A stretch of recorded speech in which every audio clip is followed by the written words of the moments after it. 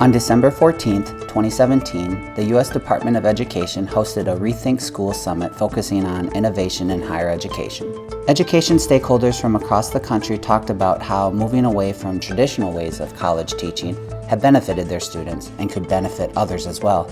They also discussed online courses and their benefits to non-traditional students, such as members of the military. A chapter I wrote about student loan debt published in my book, The Neoliberal Agenda and the Student Debt Crisis in U.S. Higher Education, was cited by Dr. Jerry Davis, then president of the College of the Ozarks, commonly referred to as Hard Work U. C-SPAN recorded his remarks. The College of the Ozarks is one of a handful of work colleges in the United States in which all students are required to work. It's also one of two colleges where students pay no tuition, zero, not $6,000, not $10,000, not $50,000. They don't have to pay tuition. They have to work. The other college like that is Berea College in Kentucky. We adhere to a 90% rule. You cannot even get in the College of the Ozarks unless you fall within the 90% who show need. They must show need, and in spite of that, the school is very selective. I think the Chronicle last year listed us as in the top 10 most selective colleges in the United States. That's unusual, especially for low-income kids. We're in business to serve the least among us, low-income students. The others will take care of themselves.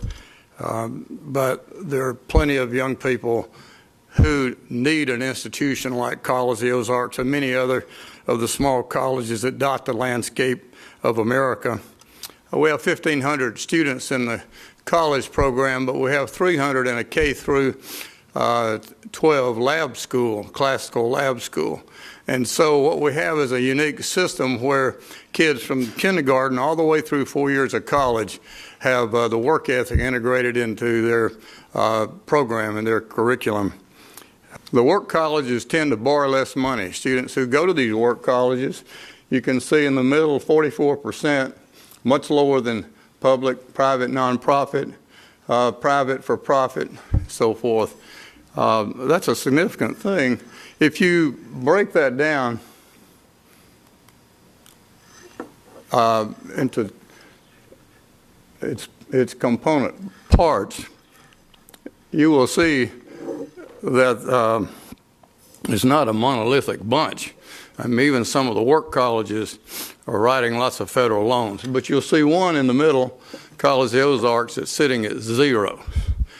And the reason it's zero is because we wanted it to be zero.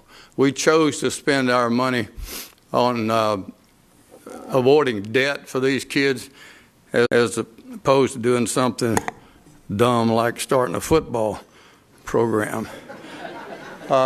So we did that, and we dropped the federal loan program, and then a few years later we saw some borrowing going on we didn't like, so we refused to certify private loans. So here's a college that if you want to borrow money, you picked the wrong place. We just tell people, look, you can go up the road, I can name you half a dozen colleges, be glad to loan your money. We're not one of them.